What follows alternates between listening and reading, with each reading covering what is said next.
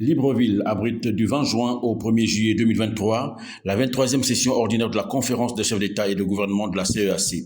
En prélude à ces assises, le président de la commission de la CEAC, l'ambassadeur Gilberto Dapida de Verissimo, a accordé une interview à CEAC Web TV sur l'agenda de la conférence et les attentes de la commission.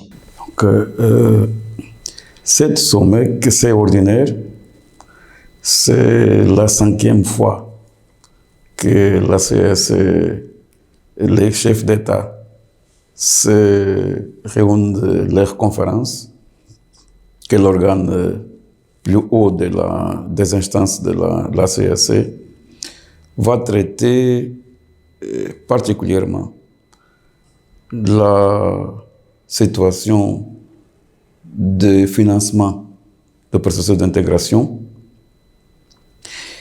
et la réforme institutionnelle. Quand on parle de la réforme, on parle des tests d'application de la réforme institutionnelle. On parle de la mise en place de nouveaux organes. Vous savez que dans le cadre de la réforme, à part de la commission, à part le comité des sages, la CEAC dans son architecture doit avoir un parlement communautaire, une cour de justice communautaire, une cour de comptes communautaire, une banque de développement et un fonds de compensation, coopération et développement. Donc, seulement la commission et le comité des sages sont aujourd'hui en place. Tous les autres organes ne sont pas encore en place. Donc, cette conférence chef d'État va traiter sur les tests pour mettre en place ces organes. Et aussi les tests d'application du traité révisé. Donc, que sont concrètement le règlement de la conférence des chefs d'État, le règlement intérieur du Conseil des ministres, le règlement du comité de représentants permanents, que c'est un organe nouveau à la CEAC, il n'avait pas dans l'ancien traité. Et dans ces cas spécifiques, c'est le règlement intérieur du comité de représentants permanents dans sa formation comité de paix et sécurité. Il y a aussi le règlement intérieur de la commission, et le règlement du comité technique inter-État, que c'est aussi un organe nouveau dans la structure de la CEAC. Donc, c'est en même temps une conférence de chefs d'État qui traite les financements pour accélérer le processus d'intégration et on peut dire la mise en œuvre de la réforme institutionnelle. Et on attend qu'à la fin de cette conférence, soit mis en place tous ces mécanismes de telle façon que la réforme puisse commencer à être mise en œuvre. Est-ce que après cette réunion, après cette conférence des chefs d'État, le processus de réforme va encore se poursuivre ou il va s'arrêter là? Non, il va se poursuivre parce que les chefs d'État vont approuver les tests pour mettre en place le Parlement. Mais le Parlement n'est pas encore là. Il faut décider où est-ce que sera installé le Parlement. Quel est des 11 États quel État va siéger le Parlement. La Cour des comptes, la Cour de justice. Et après, quel sera le règlement intérieur de fonctionnement du Parlement, de la Cour des comptes, la Cour de justice. Donc, ne s'arrête pas là, c'est une étape qui prépare la prochaine étape, le fonctionnement de ces organes. S'agissant du fonctionnement, nous avons peut-être le plaisir d'apprendre que beaucoup des réunions préparatoires au sommet vont se tenir cette fois-ci quand même au siège de la commission. C'est une innovation et vraiment c'est quelque chose que nous conduit à conclure que la réforme institutionnelle de la CEAC est déjà une réussite. La CAC, aujourd'hui, la commission, l'organe exécutif, a un siège. Il est bien installé, à tel point qu'elle peut recevoir des réunions de quelques de ces instances. Donc, vont se tenir au siège de la CAC, de la commission de la CAC, le comité technique inter-État, la réunion du comité de représentants permanents et la réunion du conseil des ministres. Donc, ce sera vraiment quelque chose que on le fait dans le cadre de la diplomatie du siège. Donc là, ce siège-là, il abrite pas seulement la commission, mais aussi le fonctionnement des organes, des instances. Donc, mon rêve, c'est qu'un jour, cette siège puisse avoir les conditions d'abriter une conférence de chefs d'État. Ça, c'est mon rêve.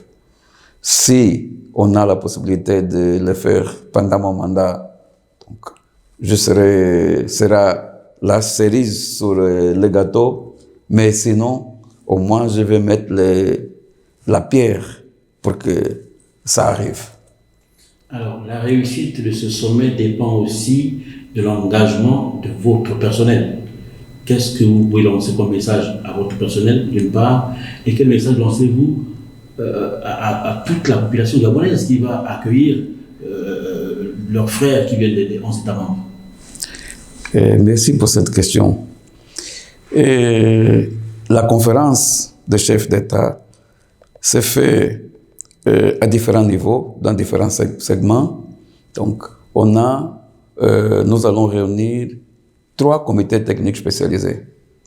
Les comités techniques spécialisés défense, sûreté, sécurité, ça veut dire que les fonctionnaires dans les départements affaires politiques, paix, sécurité, ils ont un rôle primaire, principal à jouer.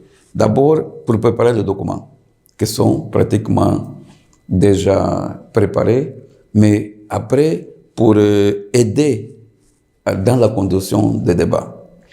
Nous allons tenir aussi les comités techniques spécialisés justice et affaires juridiques. Notre personnel des affaires juridiques ont un rôle à jouer. Nous allons tenir la réunion du comité technique spécialisé budget finance, parce qu'il y a des tests financiers.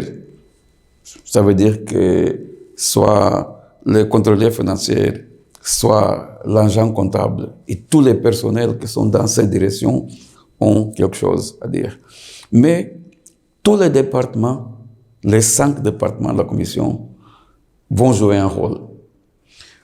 On a une autre information sur les projets d'infrastructure en cours dans notre région. Le département aménagement, territoire, infrastructure va jouer son rôle. On a une autre information sur la situation sociale et la promotion et autonomisation des femmes. Résultat de la conférence de promotion et autonomisation des femmes qui s'est tenue au Gabon du 27 au 31 mai. Donc, ça veut dire que le département promotion de genre a aussi un rôle à jouer. Et il aura notre information sur la mise en place de l'union douanière et la zone de libre-échange de l'Afrique centrale, avec les documents sur règlement de règles d'origine. Ça veut dire que le département marché commun, affaires monétaires, économiques, financières, a un rôle à jouer. Et il aura une information sur les hubs transparence climatique. L'action que fait ce hub qui a été lancé fait moins d'un an. Donc, le département, le DERNADER, département environnement, développement rural, aura aussi un rôle à jouer. Ça veut dire que tous les départements vont jouer un rôle. Donc, il y a une autre information sur la mise en œuvre du protocole sur la stratégie pour la sécurité des intérêts vitaux en mer, les eaux continentales partagées de notre région. Donc, le département Affaires politiques, paix et sécurité va jouer un rôle. Ça veut dire que toute la commission va jouer un rôle pour la réussite de cette conférence, 23e session ordinaire de la conférence des chefs d'État. Alors, pour terminer, quel appel vous lancez à vos frères et compatriotes de la centrale, notamment celui du Gabon, qui vont recevoir ceux qui viendront de l'autre pays? Gabon, la capitale de notre Afrique centrale, la capitale de notre communauté, va recevoir pas seulement des experts, des ministres, mais des chefs d'État des 11 États de la région. Donc, c'est un moment particulier pour que les peuples gabonais montrent la solidarité, montrent l'esprit d'accueil qui est intrinsèque de Gabonais. C'est vraiment une opportunité de le faire. Monsieur le Président, merci et bonne chance. Merci à vous aussi.